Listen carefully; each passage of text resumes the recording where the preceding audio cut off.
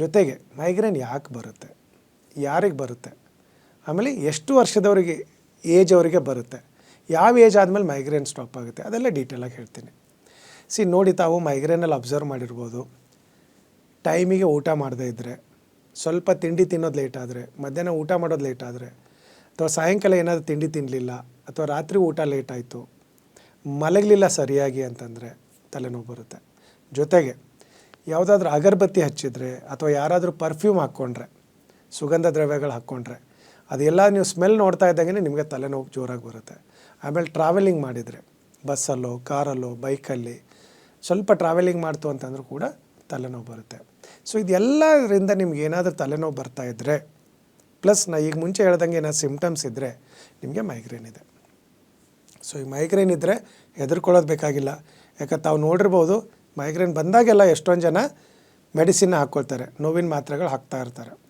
ಕೆಲವೊಬ್ಬರು ತಡ್ಕೊಳ್ಳೋರು ತಡ್ಕೊಳ್ತಾರೆ. ಬಟ್ ನೋವಿನ ಮಾತ್ರೆ ತೊಗೊಂಡಾಗ ಒಂದು ತುಂಬ ಡ್ರಾಸ್ಟಿಕ್ ಸೈಡ್ ಎಫೆಕ್ಟ್ ಅಂದರೆ, ನೋವಿನ ಮಾತ್ರೆದ ಸೈಡ್ ಎಫೆಕ್ಟೇ ಮೈಗ್ರೇನ್ ಅಗೇನ್. ಮಾತ್ರೆ ತೊಗೊಂಡಾಗೇನೋ ನೋವು ಕಡಿಮೆ ಆಗುತ್ತೆ, ಮೈಗ್ರೇನ್ ತಲೆನೋವು ಕಡಿಮೆ ಆಗುತ್ತೆ. ಬಟ್ ಆ ಮಾತ್ರೆ ಏನು ತೊಗೊಂಡಿರ್ತೀರಲ್ವ, ಅದರ ಅಡ್ಡ ಪರಿಣಾಮನೇ ಮತ್ತೆ ಮೈಗ್ರೇನು ಇನ್ಕ್ರೀಸ್ ಆಗ್ತಾ ಹೋಗುತ್ತೆ.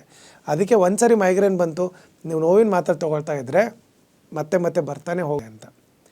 ಜೊತೆಗೆ ಮೈಗ್ರೇನ್ ಯಾಕೆ ಬರುತ್ತೆ, ಯಾರಿಗೆ ಬರುತ್ತೆ, ಆಮೇಲೆ ಎಷ್ಟು ವರ್ಷದವರಿಗೆ ಏಜ್ ಅವರಿಗೆ ಬರುತ್ತೆ, ಯಾವ ಏಜ್ ಆದಮೇಲೆ ಮೈಗ್ರೇನ್ ಸ್ಟಾಪ್ ಆಗುತ್ತೆ, ಅದೆಲ್ಲ ಡೀಟೇಲಾಗಿ ಹೇಳ್ತೀನಿ.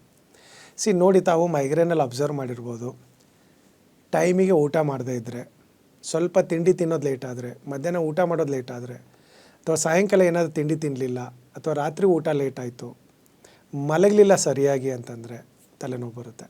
ಜೊತೆಗೆ ಯಾವುದಾದ್ರೂ ಅಗರಬತ್ತಿ ಹಚ್ಚಿದರೆ ಅಥವಾ ಯಾರಾದರೂ ಪರ್ಫ್ಯೂಮ್ ಹಾಕ್ಕೊಂಡ್ರೆ, ಸುಗಂಧ ದ್ರವ್ಯಗಳು ಹಾಕ್ಕೊಂಡ್ರೆ, ಅದೆಲ್ಲ ನೀವು ಸ್ಮೆಲ್ ನೋಡ್ತಾ ಇದ್ದಂಗೆ ನಿಮಗೆ ತಲೆನೋವು ಜೋರಾಗಿ ಬರುತ್ತೆ.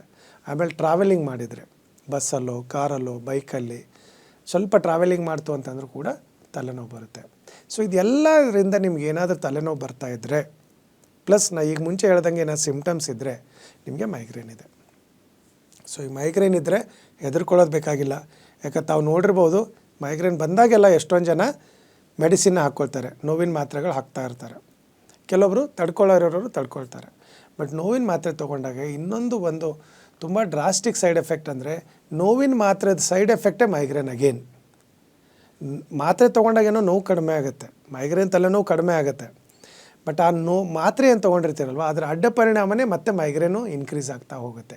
ಅದಕ್ಕೆ ಒಂದು ಸರಿ ಮೈಗ್ರೇನ್ ಬಂತು, ನೀವು ನೋವಿನ ಮಾತ್ರೆ ತೊಗೊಳ್ತಾ ಇದ್ದರೆ ಮತ್ತೆ ಮತ್ತೆ ಬರ್ತಾನೆ